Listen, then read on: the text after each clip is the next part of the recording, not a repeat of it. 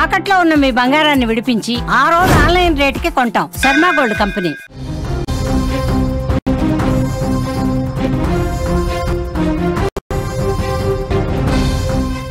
భర్త రాజేంద్ర మర్డర్ కు భార్య సంగీత ప్లాన్ వేసింది.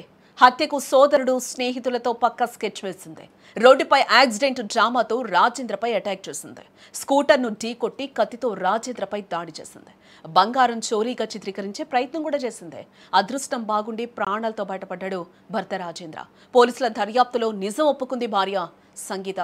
కాపురం అంటే 100 ఏళ్ల పండగ అన్నాళ్ళు కలిసి నడవాల్సిన భార్యాభర్తల మధ్య అప్పుడప్పుడు అలకలు కోపాలు రావడం సహజం.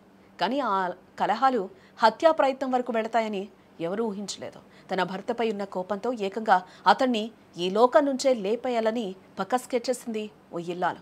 అంతా సవ్యంగానే జరుగుతుందనుకునే లోపు భర్త అదృష్టం అతడి ప్రాణాలు కాపాడిందని చెప్పుకోవాలి. కర్ణాటక మైసూర్ జిల్లాలోని నంజన్గూడ్ పట్టణంలో ఈ సంచలన ఘటన చోటు చేసుకుంది. ఈ పట్టణానికి చెందిన రాజేంద్ర, అతని భార్య సంగీత ఇద్దరు కూడా కంప్యూటర్ ఆపరేటర్లుగా పనిచేస్తూ ఉన్నారు. కొంతకాలంగా ఈ దంపతుల మధ్య వివాదాలు నడుస్తూ ఉన్నాయి. దీంతో ఇద్దరి మధ్య సయోధ్య లేకుండా పోయింది. భర్తపై కోపాన్ని పెంచుకున్న సంగీత చివరికి ఘోరమైన నిర్ణయాన్ని తీసుకుంది. తన భర్తను చంపేయాలని ఆమె కుట్ర పన్నినట్లుగా కూడా తెలుస్తోంది.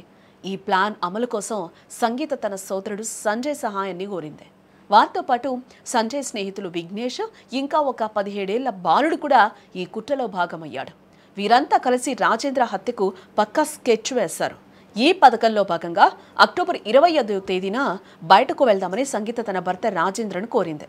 రాజేంద్ర సైతం ఆమెతో కలిసి బైక్పై నంజన్గూడ్లోని హుండవినహళ్లి బ్లాక్ సమీపంలో వెళ్తూ ఉన్నాడు. ఆ సమయంలో వారి ముందు వెళ్తున్న ఓ తెల్లటి పోలో కారు అకస్మాత్తుగా బైక్ ముందు వచ్చి ఆగింది. కారులో ఉన్న వ్యక్తి దగ్గరగా వచ్చి ముందుగా స్కూటర్ను బలంగా ఢీకొట్టాడు. దాంతో రాజేంద్ర, సంగీత ఇద్దరు కూడా కింద పడిపోవడం జరిగింది. వెంటనే కారులో ఉన్న మరో వ్యక్తి దిగి రాజేంద్రతో గొడవకు దిగాడు. అదే సమయంలో కారులో ఉన్న ఇంకో ఇద్దరు వ్యక్తులు సంగీత వద్దకు వెళ్లారు. ఆమె మెడలోని గొలుసు లాక్కోవడానికి ప్రయత్నిస్తున్నట్లు కూడా అక్కడ వాళ్ళందరూ కూడా ఒక సీన్ని క్రియేట్ చేశారు. ఈ సమయంలోనే వారిలో ఒక నిందితుడు రాజేంద్రను పదునైన ఆయుధంతో పొడిచాడు.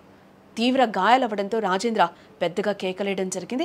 ఆ వైపుగా వెళ్తున్న వాహనాలు ఆగుతూ ఉండడంతో పరిస్థితి చేయి దాటిపోతుందని గ్రహించిన నిందితులు రాజేంద్రను అక్కడే వదిలి ఒక్కసారిగా వారందరూ కూడా పరారైపోయారు. ఈ ఘటనలో రాజేంద్ర తీవ్రంగా గాయపడడంతో అతన్ని మైసూరులోని ఒక ప్రైవేట్ ఆసుపత్రికి తరలించారు. ఈ ఘటనపై కేసు నమోదు చేసుకున్న పోలీసులు దర్యాప్తు ప్రారంభించడం జరిగింది. పోలీసుల దర్యాప్తులో షాకింగ్ నిజాలు వెలుగులోకి వస్తూ ఉన్నాయి. ఇదంతా రాజేంద్రను హత్య చేయడానికి అతని భార్య సంగీత గీసిన స్కెచ్ అని కూడా తెలిపోయింది. హత్యాయత్నం దోపిడీగా చిత్రీకరించేందుకు సంగీత ప్రయత్నించిందని పోలీసులు కూడా గుర్తించడం జరిగింది. విచారణలో భాగంగా సంగీత తన తప్పును అంగీకరించడం కూడా జరిగింది. ఈ కేసులో భాగమైన బాలుని రిమాండ్ హోమ్కు పంపించారు. మిగిలిన 3 కూడా న్యాయస్థానం ముందు నిలబెడతామని పోలీసులు చెప్తూ ఉన్నారు.